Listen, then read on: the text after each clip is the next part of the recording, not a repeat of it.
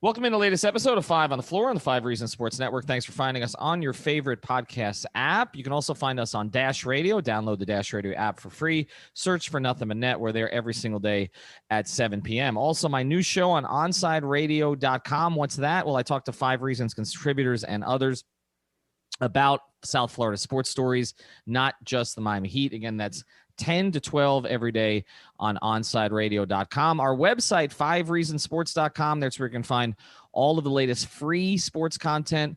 You can also find our YouTube channel. It's housed there as well. We've got more than 10,000 subscribers, so make sure you check that out. We do not have a paywall on the website. We've also got a lot of great sponsors. Definitely want to mention this one. This is a new sponsor to the 5 Reasons Sports Network, although it's a great one. Fort Lauderdale Design Group. If you have a vision for your home, a picture-perfect kitchen, a contemporary bathroom, you don't want to trust that important renovation to just anyone. That's why people are turning to the Fort Lauderdale Design Group, a licensed and insured boutique-style company committed to delivering turnkey premium kitchen and bathroom renovations. FLDG understands the importance of your family, work, and personal time, so they use an innovative 5-step process to handle every aspect of that renovation from start to finish. They offer photorealistic renderings, virtual walkthroughs, interior design, architecture, paint, doors, cabinets, and custom builds to code, and of course, everything else that you need. With 20 years plus of experience designing and building in South Florida, the FLDG team is dedicated to exceptional work. So it's time to turn your dreams into reality. Call FLDG today at 954-791-8665. That's 954-791-8665, or visit FTLDG.com. That's FTLDG.com for more information. Again, the phone number, 954-791-8665. And now, today's episode. 1, 2, 3, 4, 5 on the floor. Welcome to 5 on the Floor, a daily show on the Miami Heat and the NBA featuring Ethan Skolnick with Alex Toledo and Greg Sylvander, part of the 5 Reasons Sports Network. All right, Ethan Skolnick back on 5 on the Floor. Here's today's floor plan. I've got myself, obviously. I'm here, Ethan Skolnick. You can follow me at Ethan J. Skolnick or at 5 Reasons Sports. And also, we've got Greg Sylvander. You can follow him at Greg Sylvander. Thanks to everybody who checked out the streams over the weekend. We introduced a couple of new contributors.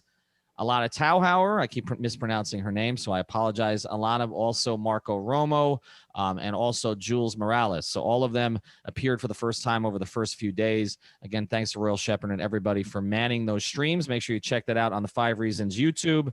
The Miami Heat are in free fall in the standings, although I feel, Greg, we don't like to talk about moral victories here for a team that just went to the finals, so I'm not going to overemphasize that. But there have been a couple of significant breakthroughs over the past couple of games. The Heat were very competitive with the Nets while still undermanned. They lose 128-124, but they battled back in that game. Again, shorthanded. They're going to be shorthanded for the next game. They've lost another player now. Still no Hero, still no Butler, still no Bradley, still no Leonard, now no Silva, and now no Mo Harkless. So, they're still without all of those players.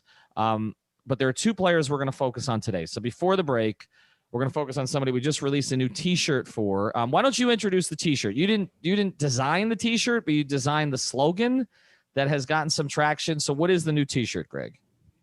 So it's a nod to our boy Bam Adebayo. I once said Bam Adebayo had no ceiling, and that has kind of taken off and has been embraced by Heat Twitter, which then extended to the Miami Heat social media account, which then now has extended to Bam Adebayo and the team and the organization as well. So super cool to watch that happen. And, our resident designer, Adam Smoot, did a great job with the design. So it's super dope. Super dope. You can say that, I can't, but it's a very cool shirt. So make sure you check it out. It's a No Ceiling shirt. It says No Ceiling 13 on it. If you're a Heat fan, everybody will know what it is, and all of our other Heat shirts are still on the site. But basically, we are going to talk about him in the No Ceiling context today. And then in the second half of the episode, because I feel like we need to do this, because I feel like sometimes we're unfair to him, we need to talk about Kendrick Nunn, because Kendrick Nunn has basically been the Heat's second best player here over the past week, and the stats bear it out. And now the question is, what happens when everybody comes back? But let's start with Bam. And I posed a question today on Twitter.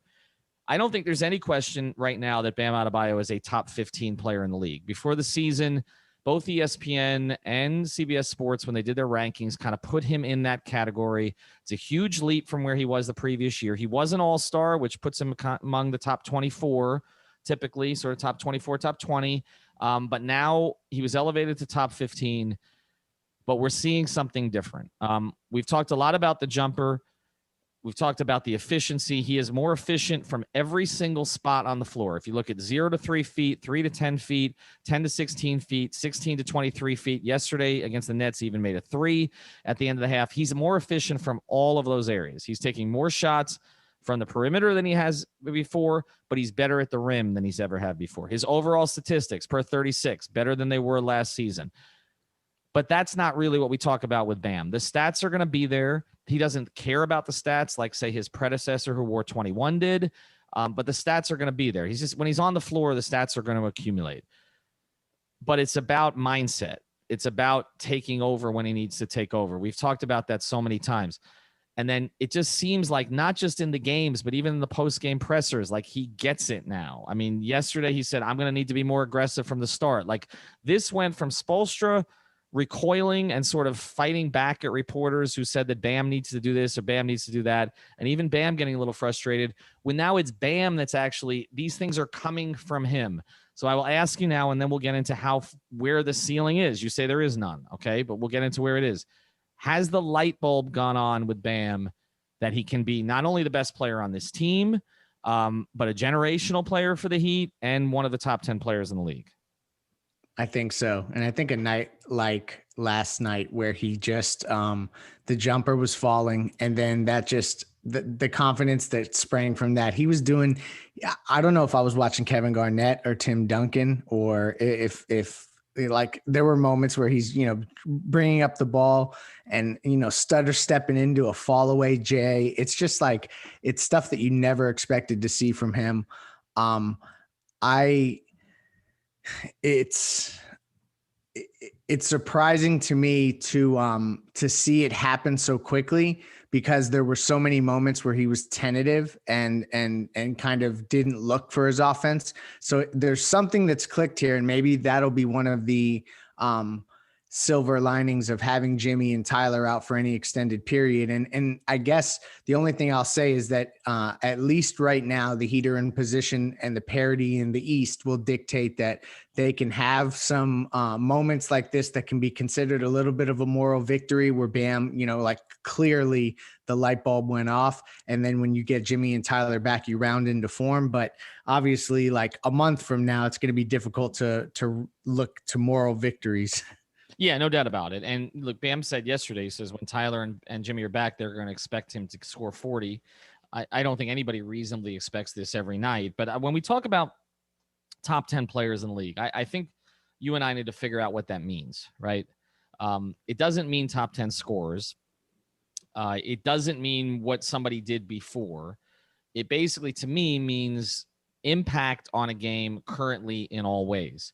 And it also means, is this a guy who, as your best player, if he has a complementary piece, that's a good piece with him. Okay. You don't necessarily have to have 2 top 10 guys. Okay. Although the Lakers did last year, but if you have one of these guys as your best player, you can contend for a championship as long as you put parts around that player. Okay. So let's use that as our, well, before we start, do you have a different definition of that?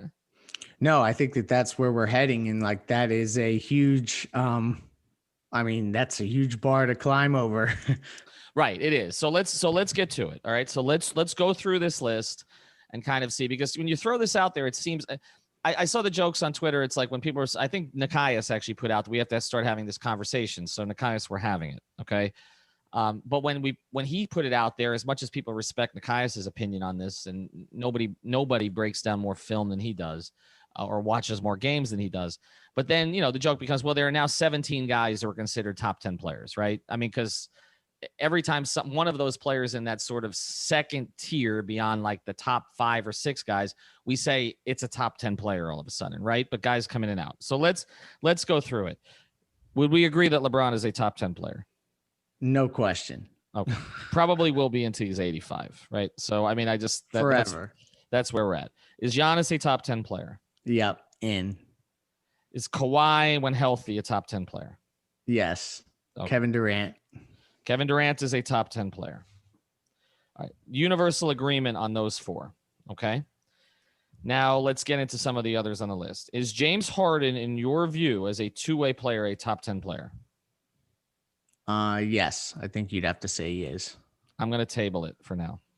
Okay. I guess you just framed the question as two-way player. No, I mean, in that essence, no. I'm talking about overall impact on a game. I mean, I don't look. This is where this gets tricky, because like if Bam were to be able to take his team 2 years in a row deep into the playoff, conference finals, or further, then I'm ready to put Bam. And I know where you're heading in this conversation, but like to this point, Bam hasn't done it a second time. So that's where a guy like Harden, I still kind of would have in this realm of, top 10 guys. Well, okay. So here's why I'm going to, and this is going to be a bit of an acknowledgement to Harden. Okay. I'm going to acknowledge that when we talk about two-way players, to me, when you're talking about whether a guy is a franchise cornerstone, you lean towards the offensive player, right? Because you've had some great all-time defensive players who you were not building your franchise around. Like, I mean, one example, I guess Andre Iguodala was an elite defender for a very long period of time, right? You weren't building your franchise around Iguodala. Tony Allen was an elite, arguably the best, guard defender in the league over a 5 to 6 year period, but nobody was considering Tony Allen a franchise player. So I do think that when we talk about, like, to me, it's 75% offense, 25% defense. Is that fair? Yeah, that's fair. Okay. So again, so the defense matters, but I do think when you talk about Kawhi, obviously, or Giannis, or honestly, Durant, okay, has become a much better defender, or LeBron at his peak, all 4 of them can defend at a high. I mean, Giannis just won Defensive Player of the Year. Kawhi has. So all 4 of them defend at a very high level. But if that's the primary thing they did, we wouldn't necessarily say they were top 10 players, right? We would say they're really good defenders. Oh, and they can score too. But the ability to put a team on your back, a lot of it has to do with how you score, right? And how you set up your teammates and how you help your team score, and basically that, right? So we're going to go with the 75% premise. So for that premise, that's why I'm keeping Harden in the conversation, okay? But I'm not going to put him there definitely 100% for sure. Is Luka right now? You can't stand James Harden so much that you had to just add like a lengthy disclaimer to adding him to this, which I just think is funny that you had to unpack that. I'm not throwing him out. I'm just tabling it. Let's get to the next guy. Is Luka Doncic a top 10 player? To me, he is. There's just whatever he does on the court transcends whatever you think he doesn't do well. End of discussion. To me, that's just my opinion. Defensively, he's worse than Harden. Yeah. I still, Luke, I know what you're going to do here. Eventually I'm going to get squeezed, but let's keep going. Okay. No, I mean, I didn't prep this because I want us to actually go through the exercise. Okay. Yeah, no, I think, and I think that this is good this way, because now we're going to see who gets squeezed. Right. We're going to see who gets squeezed. Is Dame Lillard a top 10 player? I would say he's right on the cusp of he's like in the 9-ish, 10-ish, 11-ish range. Okay. Now Lillard also is not a plus defender, but he's a carry you on your back offensive player who did get to the conference finals. He hasn't gotten past that, but he's gotten to the conference finals as their best player. Okay. Is Jason Tatum a top 10 player?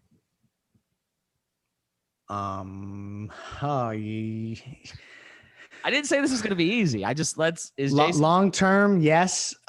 This season. Yeah. I guess he is. Yes, he is. You're going to see, we're going to have 17 top 10 players. Is Joel Embiid a top 10 player? I would keep him out of the top 10 for now. He's an MVP candidate. That's true.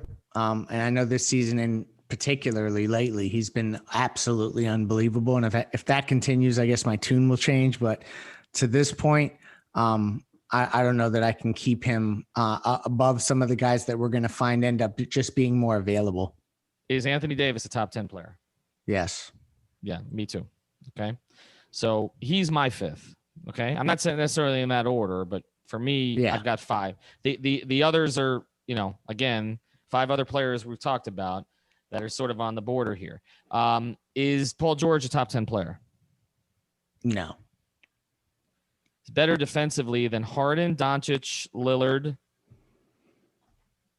Yeah, and it's maybe the LeBron. It's the shrinking, and it's also just that I've seen him at his absolute best go against LeBron in those series back in Miami, and I don't know. I guess maybe some people would say he's been better after that statistically, but ultimately, I don't think that he can be the number one guy on a championship team. Is Steph Curry a top 10 player? Yes. Defensively, he's not as good as what he does offensively transcends everything. It transcends everything to me. Okay, so I'm gonna put. I'm a Steph Curry stan though, like admittedly. No, I am as well. I am as well. But I mean, right now I'm at 7. Okay, and that's with considering some of these others. Okay, is Jokic a top 10 player? Yes. But I don't know. I'm saying that because I think Nikias would say it, and I figure like I better go with what he would say. But I don't know that like what would really. Nikias say? Should we put that on a bracelet? On truth, right? On truth serum, I probably would leave him out. All right, I'm looking at the rest of this. Nobody on Toronto. They don't have a top 10 Denver player. Nuggets. Sorry. Okay. Is Bradley Beal a top 10 player? No. Okay. And the only other one that I was looking at here, I mean, that's pretty much it. I mean, the guy who's on fire right now, but I don't think anybody would call him a top 10 player. Certainly Shaq would not, is Donovan Mitchell. Is he a top 10 player? No. Okay. Is Jimmy Butler a top 10 player when he's not dealing with what he's dealing with right now? Yes. All righty. Let's is Kyrie a top 10 player? Yeah. When he cares to play. Yes. You have 20 top 10 players. Okay, let's go through it because I'm looking at the rest of the list. I don't see Toronto. I don't see Atlanta at this stage. I don't. Have I really picked 20? Jesus. I don't see the second guy on Milwaukee at this stage. Is Ben Simmons a top 10 player? No way. Karl Anthony Towns better is defensively not than some of those we mentioned, but if we're using the 75-25 thing, then maybe not. Okay. Is Jaylen Brown a top 10 player? Not yet, right? But no, but he's been playing like it lately. Okay. And that's basically it. I'm not going to ask you if Kyle Kuzma is a top 10 player, so we'll get off that. Jamal Murray, Devin Booker, Oladipo, et cetera. Klay Thompson is no. Klay Thompson is not when he's healthy. Westbrook is not anymore. Okay, so here we are. Here's the names I give you. This is how many names I've given you total, right? Cross off this one. Sorry, this is an exercise in progress. LeBron, Giannis, Kawhi, Durant, AD, Curry. Those are 6 that you and I agree on, okay? Mm-hmm. Here's Harden, and this is not in any particular order, but ones I mentioned to you. Harden, Doncic, Lillard, Tatum, Embiid, that's 11. Paul George, 12. Simmons, 13. Kyrie, 14. Butler, 15. Mitchell, 16. Beal, 17. Jokic, 18. Bam, 19. Jaylen Brown, 20. Those are basically the 20 players that we're discussing, unless I'm missing somebody. All right. So you tell me how Bam elevates ahead of enough of these guys to get into the top 10, because conceptually I can see it. Okay.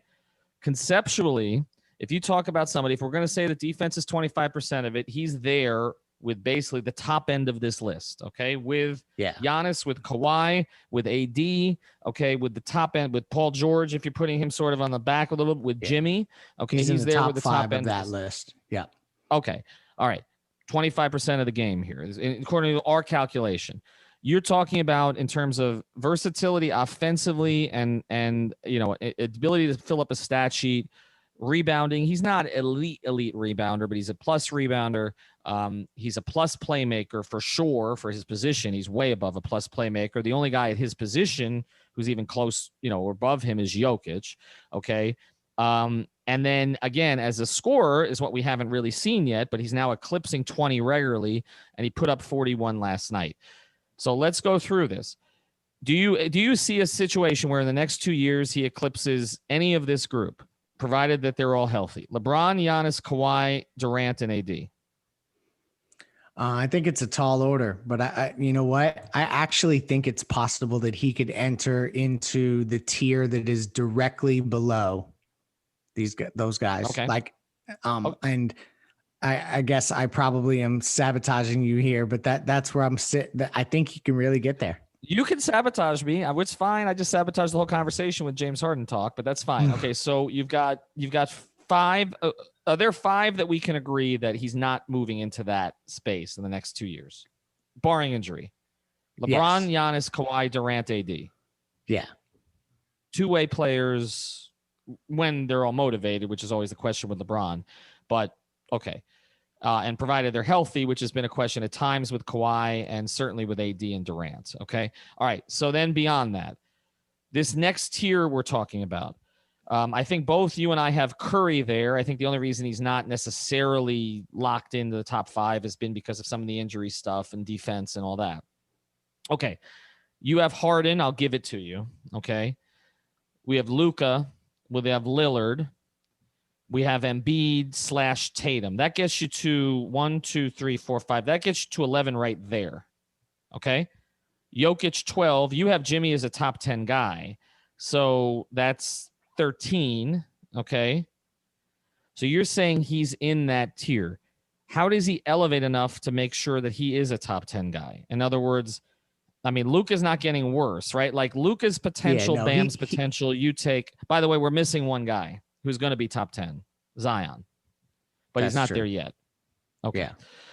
All right. And I don't think Brandon Ingram is there yet either, but you can have a conversation. He's in the Jaylen. He's right behind Jaylen Brown. Okay. As we were unpacking this. Yeah. Right. They're 5 and 10 right now too. So I don't want to overhype them. Okay. All right. But let's look at some of these guys. Curry. Well, let's start with Luka. Is Bam's potential as again, while saying 25% of the game is defense, and Bam is going to trump Luka on that every time. Okay. But is Luka's upside offensively so much greater than Bam that Luka's overall upside is greater? Yes. I think that there's a significant amount of GMs around the league that if they could start their franchise with one guy, they may choose Luka. Okay, that's fair. Curry, would we agree as long as he sort of stays at? He's just a legacy. Yeah, he's a legacy ad. You just keep him up there. Okay. Let me ask you this question: you're starting a franchise for the next 2 years.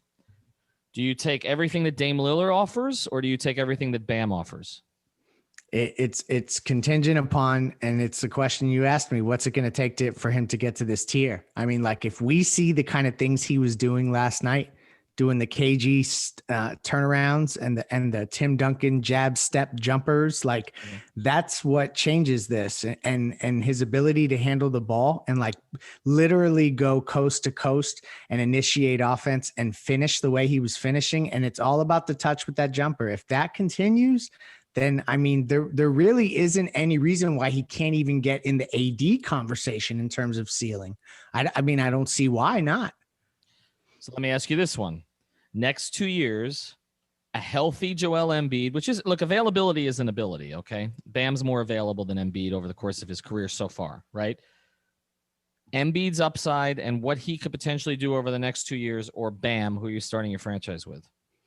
That's a tough question. I would have said Embiid because of his offensive stuff, and just he's just overwhelmingly dominant when he's really playing well. But when you see Bam continue to ascend at a rate that Ethan, you and I had a conversation before the season started about which player was going to make the biggest jump. And we talked about Bam being a guy who's had a particularly challenging leap ahead, because to go from all-star to like superstar is the toughest leap. And we're seeing him kind of nudge in that direction. And that's where like I start to flinch when I think about what he can do defensively and his versatility, as to where I think I may take him over Embiid. And people may think I'm crazy. I wouldn't have said that 12 months ago. Jokic, next 2 years. Skinny Jokic. I'd rather have Bam. That's just me. The defensive thing is just too huge to ignore. He's basically averaging a triple-double, though. No, I know. And I'm probably the wrong person to do this exercise with, because I'm going to be partial to the Heat players, but just Adebayo's defensive stuff and what Miami wants to get to defensively, I just think you can't ignore it. Okay, that's fair. Tatum. Until Tatum meets Bam at the rim and finishes, I'm going with Bam. I mean, I'm understanding. I will say this on Tatum. Tatum has some nights where he just shoots you out of it. And he's got to clean those nights up. Like there are certain nights where, you can see the other things he's doing on the floor, but also when he's not shooting well, it affects the other things he's doing on the floor. I don't see that with Bam. Like Bam will have that other impact no matter what. Even if he's not a primary scorer on that night. Now, I know that the role for Tatum is a little bit different. There's more of an expectation of him to score, although especially when Kemba hasn't been right, but Jaylen Brown has taken that step. They don't have Hayward this year, so there's a little bit more of an offensive burden on him. But it does affect the rest of his game when he's not scoring at that level. I would also take Bam, but I think it's close. These two are more difficult, and I think they're interesting ones. Next 2 years, if I was to say you could only have one, okay, I'm going to put you on the spot here. You can only have one. The next 2 years of Jimmy Butler fronting a franchise, so you wouldn't have Bam, you have somebody else, or the next 2 years of Bam fronting a franchise without Jimmy. You know what? I'm making you choose between your children, okay? This is so true, and I'm going Bam Adebayo. No doubt. And is it positional? Is some of it positional? It's because I'm really trying to approach it with the least amount of emotion possible, and thinking about who would you rather lead the franchise vocally and be the leader and blah, blah, blah. And what you saw from Jimmy in the finals, can Bam do that kind of stuff? Who knows? But ultimately, when you see what Bam is doing and recognizing that he needs to assume a more vocal leadership role, he said it the other day, he's just putting it together in a way where I think he can become a mini Jimmy, maybe not in all of the colorful ways from a personality perspective, but just at how he approaches getting his guys to buy in. And that's where I'm just leaning in Adebayo's direction, because the stats now match. So it's not that's lagging behind.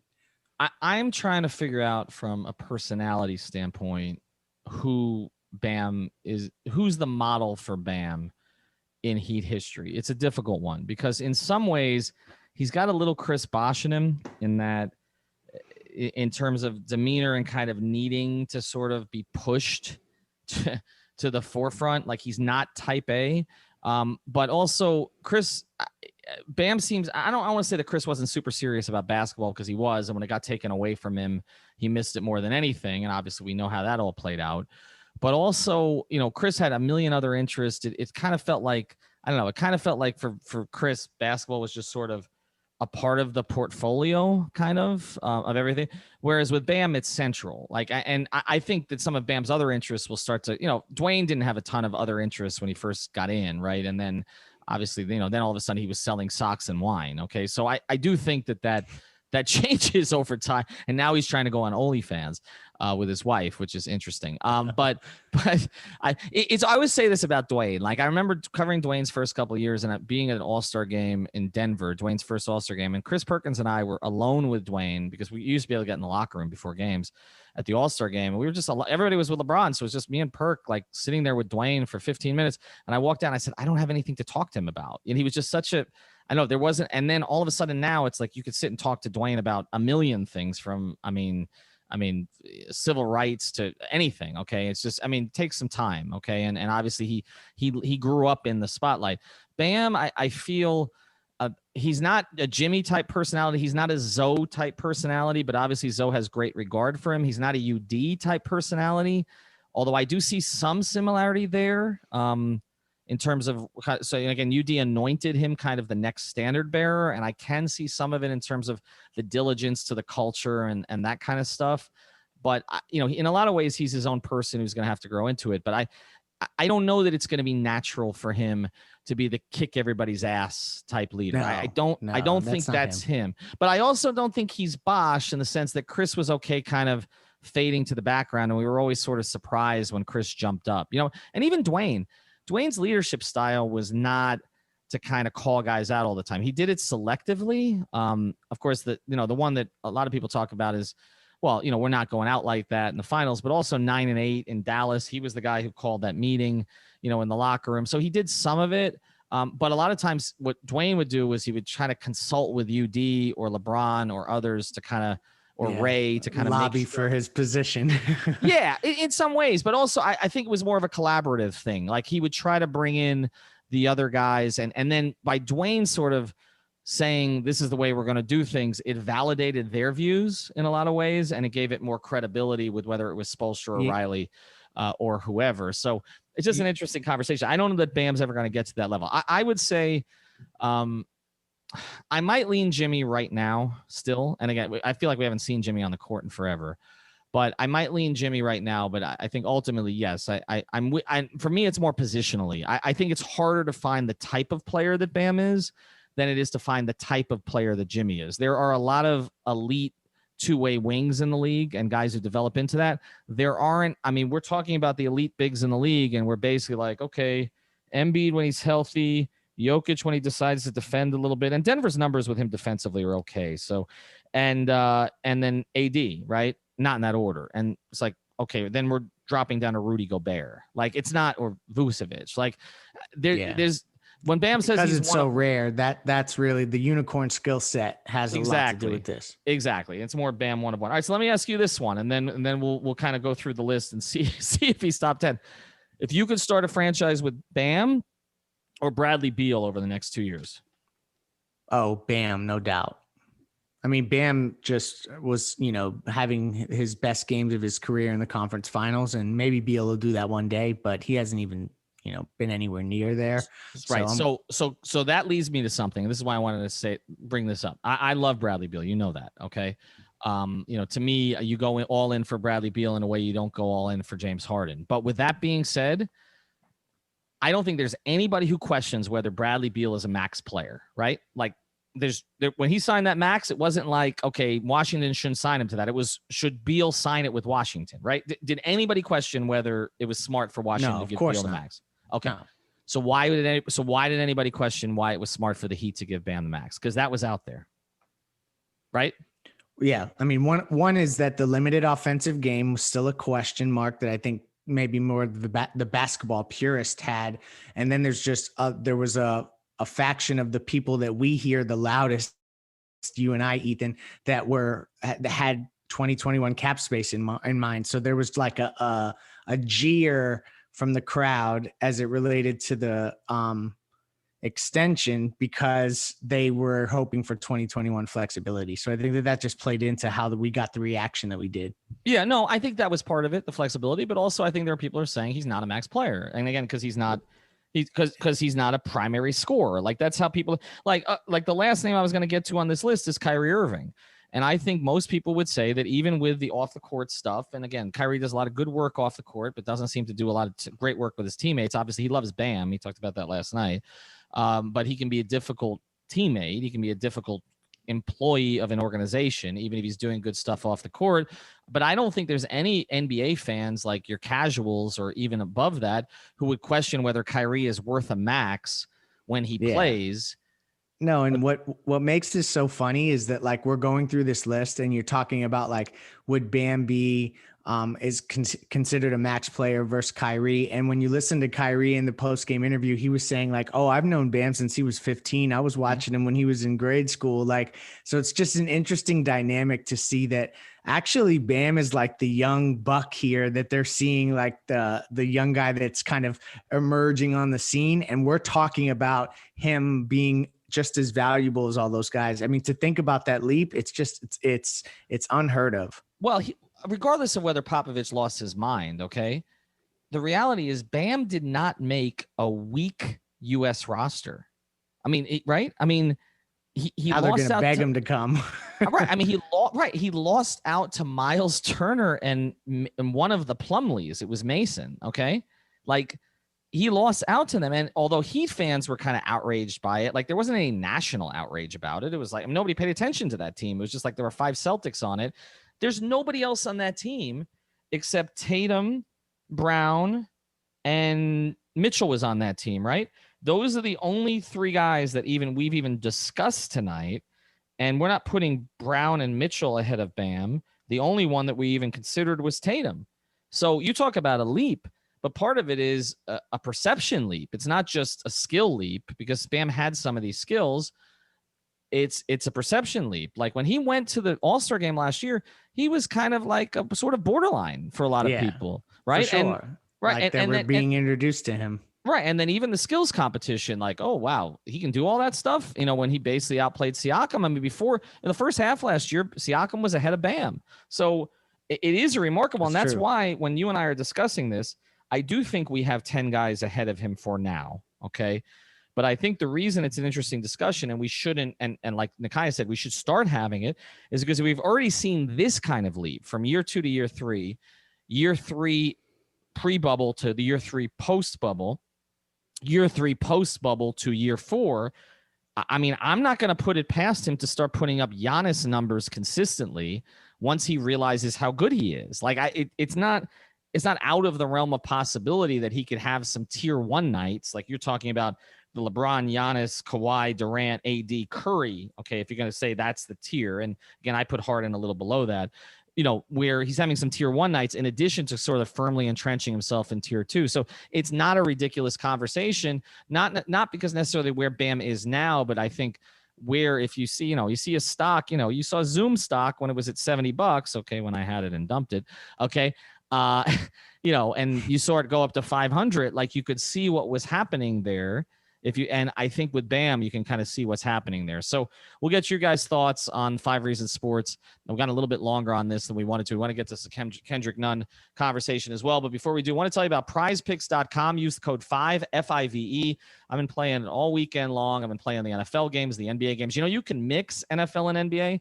So not only can you decide, okay, you think, again, if you thought Aaron Rodgers was going to go over, whether it's on passing yards because they're doing single stat now, or of his overall fantasy points, you can combine Aaron Rodgers with LeBron James. Okay, you can combine all the different sports. You're going to be able to do this when we get to MLB and all of the other sports that you can possibly play. Use the code 5, F-I-V-E. Just deposit $20, play around with it. You can do flex play, where if you get one right, you get some of your money back, or you can just go for all of it and just go all in. You can pair 4 players together, 3 players, 5 players, whatever you want. It's the new fantasy game. You see the billboards on 95. This is the one that's taken over. But use our code because you'll get a bonus, F-I-V-E. Again, it's prizepicks.com, the new way to play daily fantasy. All right, let's get to someone else who deserves some mention here. Kendrick Nunn over the past 4 games is averaging nearly 22 points a game, and he is shooting in the 50s. Okay, I got to check the exact number, but basically like 52%. All right, over the past 4. His per 36 numbers per this year, and I know we're talking about a tiny sample size, his per 36 numbers this year are better than his per 36 minute numbers when he was second in Rookie of the Year voting. And yet, when I tweet all of this out, Greg, all I get is, well, he's increasing his trade value. Let's start here. First, what's your evaluation of how he's been playing? That's how I want to start. 2, is there a place for him now when Bradley finally comes back, when Hero comes back, etc.? And 3, do we ever get to a point where Heat fans just embrace him as a Heat player instead of a rehabilitated trade chip? Wow, those are some loaded questions. 1, how he's playing. He's been great. He's been the Kendrick Nunn that we grew to love from last season. And now it's becoming much more than, I guess, as each game passes, it's less small sample size theater. Now we're up to 4 games consecutively where he has been the best player off the bench and a key scorer for the team. And that's like the role for him, is like the microwave oven off the bench that's just coming in, scoring buckets. And, we've seen the benefit of the rebounding, the assists go up, just the overall activity. So all that is super necessary to their success going forward. Even with Jimmy, Hero, and Bradley back, I really do think that there is a role for him, because I just don't think that it's realistic to expect to have the full roster for extended periods of time. And I think that they're going to manage it as such so that when the playoffs arrive, they do have the full complement of players. So just by virtue of that, you're going to need everybody. And the fact that he's been so productive, that's been awesome. Will the Heat fans ever embrace him as anything other than a trade chip? I just always feel like when everyone assessed the roster and they looked at the young players that they had, he was always the guy everyone was most willing to part with because, one, he was the most incremental to the top. Like, no one expected Kendrick Nunn to be good at all. Like, that was just icing on the cake. And two, you felt like he was good enough to be included in a trade to retrieve a good player in return, and you could sacrifice him and still have a lot of stuff to be happy with on the roster still. So I don't know that that's ever going to go away no matter how well he plays. Yeah, but here's the one counter to it. And I'm with you on all three of those points. But the one counter to it is this. He had COVID. We don't know how that affected him. Okay. And we don't know how that sort of then created a chain reaction with some of the other things he was dealing with in his personal life and everything else that happened that then led to him losing confidence because he lost his starting job. These things all kind of played together. And then Alex has talked a lot about him needing to play with certain players to be effective, although that really hasn't been the case lately, right? I mean, some of those players he was effective with, particularly Jimmy, have not been out there. So maybe he's gotten past that. But the reason that I think he's made himself more valuable now is that, and yet, look, if they can get a whale or even a mini whale or dolphin or whatever, they'll trade him. Okay. If there is value there, if he's recovered some value, they will. Okay. And we talked about this last year where before Duncan made his ascent, of a sense, we were like, I think when I reported this on the pod, people were a little surprised that they were more committed to extending Duncan Robinson long-term than Kendrick Nunn. This is a year ago. Then people would have been like, what? What? Well, they were like what when I said it at the time, but the Heat were there at that point. Okay. And look, that's not an age thing because Duncan is a little bit older than Kendrick, actually. So that's not an age thing. They just valued Duncan's skill set more than Kendrick's skill set. Now, since then, now it seems obvious, right? Of course. I mean, Duncan's an $18 to $20 million player based on what elite shooting is attracting, and Kendrick is not that. Okay. And so I think now it seems obvious, but to me, the thing that I think maybe makes him more attractive to stay is that the Heat value players who find a way to figure it out, who deal with adversity. They're attracted to that. Spoelstra is attracted to that in particular. He always talks about Kendrick's story, right? And being tough from Chicago and all that. And I feel like this, if he can extend this out, okay, if he can find a way to, like, Spoelstra always talks about, like, make me notice you, right? Like, if he can extend this out where he makes himself, he went from somebody we talked about 2 weeks ago as being unplayable to somebody who they may not be able to put on the shelf. Yeah. Like, Eric may need him. It's so true. Right? And like, right. Go ahead.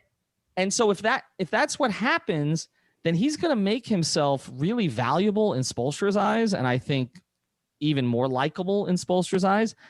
And it's going to be harder to move him. Like his whole arc of a story, they love that arc. Like that's they buy into all of that. And here's the other thing, Greg, they may know more about the situation than we know or the fans know about COVID. Again, I know some of it. I know some of the personal situation, but the Heat are going to be much more privy to it. And so that may be one of the reasons why Eric has not lost total faith in him, because he's just felt if he could get through something. And remember, Spoelstra is very sensitive to this personal stuff. He's not the average coach. Okay. He's the type who, when, I talk about these kind of things all the time, but just off the top of my head. Okay. My friend Joe Goodman, who covered the Heat for, with me during the Big Three era, his son passed away in his sleep 2 years ago. And when I showed up at the funeral in Alabama, there was a bouquet waiting from the Heat. And the reason that Joe was crying when he obviously did a lot of crying that week, was because he'd gotten a long text from Eric Spoelstra that accompanied the flowers. Okay. That's Eric. Okay. For people who don't know him, think about that. That's with a reporter. Okay. So think of how Eric was with his players. And so if Kendrick's been going through it, Eric knows about it. And I just think it's going to make him someone that Eric admires even more.